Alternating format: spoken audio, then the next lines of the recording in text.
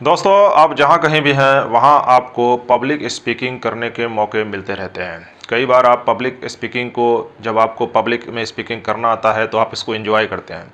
लेकिन कई बार ऐसा होता है कि बहुत सारे लोग जिनको पब्लिक स्पीकिंग से डर लगता है वो वहाँ पर बोल नहीं पाते हैं। तो ऐसे में आज हम कुछ टिप्स आपको बताने जा रहे हैं जो आपको पब्लिक में स्पीक कैसे करते हैं, किस तरह से आप जो है खुल के बोल सकते हैं, अपनी बात रख सकते हैं, उस पर आज हम चर्चा करेंगे। दोस्तों, आपको ग्रो करने के लिए लाइफ में कहीं ना कहीं आगे बढ़ने के लिए पब्लिक स्पीकिंग करना ही पड़ता है। अगर आप लीडरशिप में हैं, कोई ऐसा काम कर रहे हैं जिसमें आप जो है रहनुमाई के पोजीशन में हैं, तो आपको वहाँ पर पब्लिक में स्पीक करना ही पड़ेगा। या फिर आप किसी गवर्नमेंट जॉब में जाते हैं या फिर आप पब्लिक प्राइवेट सेक्टर में हैं, तो वहाँ पर आप अपने ग्रुप को एड्रेस करते हैं। तो ऐसे सिचुएशन में क्या होता है कि कई बार जिनको आता है वो तो इसको बहुत ही अच्छे ढंग से कर पाते हैं, लेकिन जिनको नहीं आता है उनके लिए काफ़ी परेशानी होती है। और पब्लिक स्पीकिंग ही एक ऐसा काम है कि कई बार प्रोफेशनल स्पीकर्स भी जो है स्टेज पर जाने से डरते हैं, और जो बिल्कुल प्रोफेशनल स्पीकर नहीं हैं, नए हैं, उनको तो और डर लगता है। लेकिन दोस्तों, डरने की बात नहीं है। यहाँ पर जो है कुछ बातें ध्यान में रख लीजिए कि स्पीकिंग तो ऑलरेडी आप जानते ही हैं, अकेले में हो या दोस्तों के बीच हो या घर पर हो, आप खूब बोलते हैं। लेकिन जब बात आती है कि स्टेज पर जा कर के बोलना है, तो वहाँ पर जाने के डर से ही आपके अंदर कपकपी सी आ जाती है और आप अपने आप को अनकंफर्टेबल फील करने लगते हैं। कई बार तो ऐसा होता है कि अगर दूसरे दिन जो है स्पीच देना हो, दूसरे दिन जो है पब्लिक स्पीकिंग करना हो, तो रात में सही से नींद भी नहीं आती है। बहुत सारे लोग ऐसे होते हैं। ये समस्या भाई सबके साथ कॉमन है। हाँ, कुछ लोग जो है पब्लिक स्पीकिंग में स्किल्ड हो चुके हैं, प्रोफेशनल हो चुके हैं, तो उनके लिए थोड़ा सा परेशानी कम होती है, लेकिन कभी कभी उनको भी परेशानी होती है। तो पब्लिक स्पीकिंग से डरने की ज़रूरत नहीं है, बस practice makes a man perfect जो कहा जाता है, यहाँ भी प्रैक्टिस ही काम करता है। तो प्रैक्टिस हम किस चीज़ की करेंगे? प्रैक्टिस हम इस चीज़ की करेंगे कि हम अपने आप को ऑडियो या वीडियो खुद घर पर जो है बनाएंगे, और उससे हम अपने आप को प्रैक्टिस करेंगे कि कैसे हम बोल पाते हैं, कैसे हम एक्सप्रेशन दे पाते हैं। यह प्रैक्टिस हम बार बार करते रहेंगे। और जब कभी हमें पब्लिक स्पीकिंग पर जाना होगा तो वहाँ पर हम रट करके नहीं जाएंगे, क्योंकि रटने में एक समस्या यह है दोस्तों कि जब आप रट करके जाते हैं तो रटी हुई बातें जल्दी आदमी भूल जाता है, और जब ये आप भूलेंगे रटी हुई बातों को स्टेज पर जा कर के, तो वहाँ पर आपके अंदर नर्वसनेस आएगा और आप परेशान हो जाइएगा। मेरी खुद की आदत रही है, शुरू में मैं भी 2 3 4 लाइन से ज़्यादा नहीं बोल पाता था। जब कभी ऐसे मौके आते थे, रिपब्लिक डे के मौके हो या फिर जो है पब्लिक एड्रेसिंग कहीं भी करना हो, किसी मौके से करना हो, तो वहाँ पे हम 2 4 5 लाइन बहुत बोल लेते थे। उससे ज़्यादा पर जाके ऑटोमेटिक ऐसा ब्रेक लगता था कि फिर आगे गाड़ी बढ़ ही नहीं पाती थी। तो ऐसे सिचुएशन में हमने हौसला नहीं हारा, हमने लगातार कोशिश जारी रखा। फिर बहुत सारे मौके मिले, वहाँ बोलता गया। तब हमने ये गौर किया कि मैं इसीलिए 2 4 लाइन 5 लाइन बोल करके रुक जाता था, क्योंकि मैं उस 4 5 लाइन को याद करके जाता था। ऐसा नहीं कि 4 5 लाइन ही याद करके जाता था, बहुत सारी बातों को याद करके माइंड में रख के जाता था कि आज इस पर बोलना है। इसी से प्रॉब्लम क्रिएट होता था। तो यहाँ पर मैं ये कहना चाहूँगा कि जब मैंने जो है रटने के बजाय, याद करने के बजाय, मैंने उसके थीम को माइंड में रख लिया और उसे अपने वर्ड्स में एक्सप्रेस करना जब शुरू किया, तब मैं काफ़ी देर बोल पाता था। लोग भी कहते थे, अरे कमाल हो गया भाई, आप तो बहुत अच्छा बोलते हैं, बहुत देर तक बोलते हैं। कई बार तो ऐसा हुआ कि बोलते बोलते मैं इतना लंबा खिंच गया कि लोगों को कहना पड़ा कि सर आप थोड़ा सा कम कीजिए, स्टॉप कीजिए, शॉर्ट कीजिए, कंक्लूड कीजिए। तो दोस्तों, यही होता है हर किसी के साथ। हर किसी को पब्लिक स्पीकिंग से शुरू में डर लगता है। एक बड़े से बड़े पहलवान को अगर आप कह देते हैं कि भाई अखाड़े आपको फलाने पहलवान से आपका मुकाबला है, तो उसको कोई डर नहीं होगा, क्योंकि उसका प्रोफेशन है। लेकिन अगर उसी आदमी को कह दीजिए कि स्टेज पर जा करके आपको अपने पहलवानी के बारे में जो है लोगों के बीच बात रखनी है, तो उसके पसीने निकल आएंगे।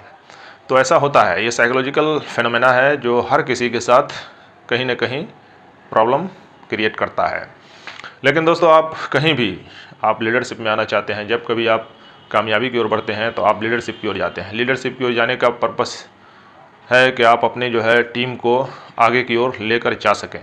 यह तभी मुमकिन है जब आप पब्लिक स्पीकिंग में माहिर हैं और आप अपने टीम को सही से एड्रेस कर सकते हैं, अपनी बात को सही से समझा सकते हैं, तभी आप सबको जोड़कर रख सकते हैं, नहीं तो वो आपसे जुड़कर नहीं रह पाएंगे, मोटिवेट नहीं रह पाएंगे, इंस्पायर्ड नहीं हो पाएंगे, फिर आपकी लीडरशिप खतरे में आ जाएगी।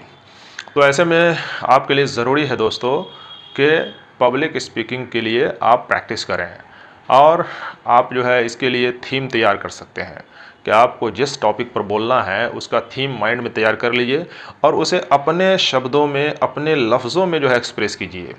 ये मत ध्यान में लाइए कि आपने बुक में क्या पढ़ा था, आपने बुक में कहाँ पर कौन शब्द था, उसको मत सोचिए। जब ये उसको सोचिएगा तो आप फंस जाइएगा, आप रोबोटिक हो जाइएगा, आप ऑडियंस से अपने आप को कनेक्ट नहीं कर पाइएगा।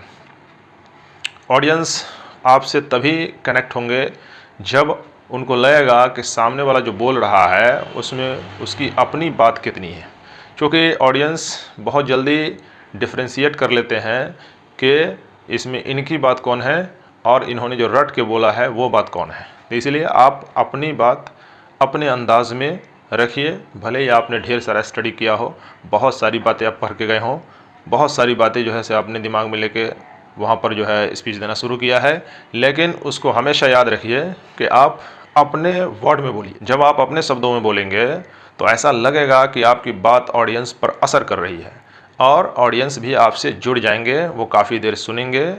और जब भी आप रटी रटाई बातें बोलिएगा तो वहाँ पर वो आपको इग्नोर कर देंगे, इधर उधर में लग जाएंगे।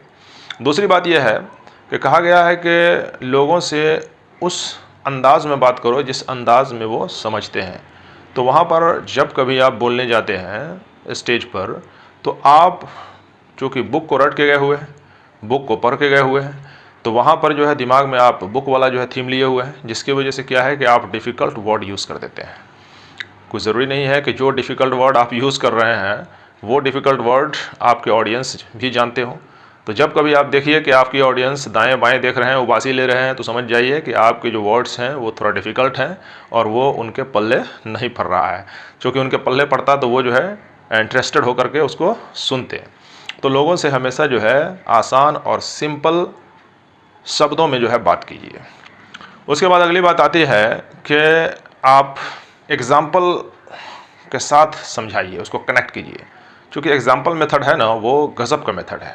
जब कभी आप जो है एग्ज़ाम्पल मेथड से बात को रखते हैं तो वहाँ पर लोग आसानी से समझ लेते हैं। इसलिए देखिएगा कि जितने बड़े बड़े राइटर्स हैं वो अपना जब बुक लिखते हैं तो हर एक घटना के बाद उससे जुड़ा हुआ एग्ज़ाम्पल शेयर करते हैं। इससे क्या है कि जो बात वो कहना चाह रहे हैं वो बात एग्ज़ाम्पल दे देने से ज़्यादा क्लियर हो जाती है सामने वाले के माइंड में। तो इसके लिए आप ये कोशिश करें कि एग्ज़ाम्पल मेथड का भी प्रयोग करें। और साथ ही साथ जब कभी आप बात कर रहे हो तो बीच बीच में आपके जो ऑडियंस हैं वो जब उनको नीरसता महसूस होने लगे तो कुछ इस तरह से भी बात कीजिए कि उनको हंसाने का भी काम कीजिए। क्योंकि ह्यूमन नेचर है कि आदमी हंसने से थोड़ा तरोताज़ा महसूस करता है। तो कुछ ऐसी बातें भी बीच में कहिए जिससे वो हंसे, और हंसेंगे तो तरोताज़ा होंगे। हंसाने और हंसने का मकसद ये नहीं है कि आप कोई चुटकुला जो है से कह रहे हैं और हंसने हंसाने की महफिल है, लोग हंस रहे हैं और आप भी हंस रहे हैं, ऐसा कुछ नहीं है। बल्कि वहाँ पर लोगों को तरोताज़ा करना मकसद है, साइकोलॉजिकली उनको रिफ़्रेश करने का पर्पस है, जिसकी वजह से आप वहाँ पर कुछ ऐसी बातें बोल रहे हैं जिससे पब्लिक में थोड़ा सा एक हंसी आ जाए और लोग तरोताज़ा हो जाएं। कुल मिलाकर के आप बातों से जब आप नेचुरल वे में बोलिएगा, अपनी दिल से बोलिएगा, तो फिर ऑडियंस आपको सुनेंगे, दिल से सुनेंगे और आपकी बातें उनको गहराई तक असर करेगी। फिर आप एक इन्फ्लुएंसिव स्पीकर, ऑरेटर बन सकते हैं और आप जहाँ भी जाइएगा वहाँ पे आपका चर्चा होगा, क्योंकि आपकी बातें कई लोगों की ज़िंदगी को बहुत दूर तक प्रभावित करेगी, बहुत अच्छा असर उन पे लाएगी और उनको आगे बढ़ने के लिए इंस्पायर करेगी। तो इस तरह से आप सीखिए। मैंने पहले ही कहा है कि practice makes a man perfect. तो जितना आप प्रैक्टिस कीजिएगा उतना आप सीखिएगा, उतना आप अपनी बात अच्छे ढंग से लोगों को समझा पाइएगा। बहुत सारे लोग मुझे भी कहते हैं कि सर आप अच्छा बोल लेते हैं, बहुत अच्छा बोल लेते हैं। तो मैं उनको अपनी बात बताता हूँ कि दोस्त, मेरा भी कुल मिलाकर के जो है औरों के बजाय बहुत अच्छी हालत नहीं थी। मैं शुरू में 2 से 3 लाइन बोल करके ही बैठ जाया करता था। मैंने ये अपनी कहानी पहले भी शेयर की है आपसे। लेकिन प्रैक्टिस करता रहा और मैं यहाँ तक पहुँचा। आखिरी बात जो मैं बताना चाहूँगा वो ये है कि जब कभी आप पब्लिक स्पीकिंग के लिए तैयारी करते हैं, तो आपको अपना गोल पता होना चाहिए। तो गोल ये है कि आप पब्लिक स्पीकिंग करते हुए आप क्या-क्या हासिल कर सकते हैं, लोगों को लीडरशिप दे सकते हैं, लोगों की ज़िंदगी को बदल सकते हैं, लोगों में आप नॉलेज और ज्ञान का प्रचार-प्रसार कर सकते हैं। लोग आपको एक रोल मॉडल मानेंगे, लोग आपकी मिसाल देंगे। ये छोटी-मोटी बात नहीं है सर। इसलिए आप अपने गोल को ध्यान में रखिए कि आप बहुत बड़े गोल पर काम कर रहे हैं, तो फिर आपके लिए सारा प्रैक्टिस करना, सारी कोशिश करना और अपने आप को एक अच्छा पब्लिक स्पीकर बनाने की तरफ ले जाना आपके लिए बहुत आसान हो जाएगा। तो उम्मीद करते हैं कि आज का वीडियो आपको पब्लिक स्पीकिंग करने के जो बारीक स्किल्स हैं, टिप्स हैं और जो बारीकियां हैं, वो उससे रूबरू कराया होगा और उम्मीद करते हैं कि आप इस क्षेत्र में आगे बढ़ेंगे और आप भी लोगों को एक लीडरशिप देंगे। दोस्तों, अगर आप हमारे इस चैनल पर नए हैं तो चैनल को सब्सक्राइब कर लीजिए, बेल आइकन को दबा दीजिए ताकि आपको हमारे वीडियोज़ के नोटिफिकेशन टाइम टू टाइम मिलते रहें। Thank you for watching this.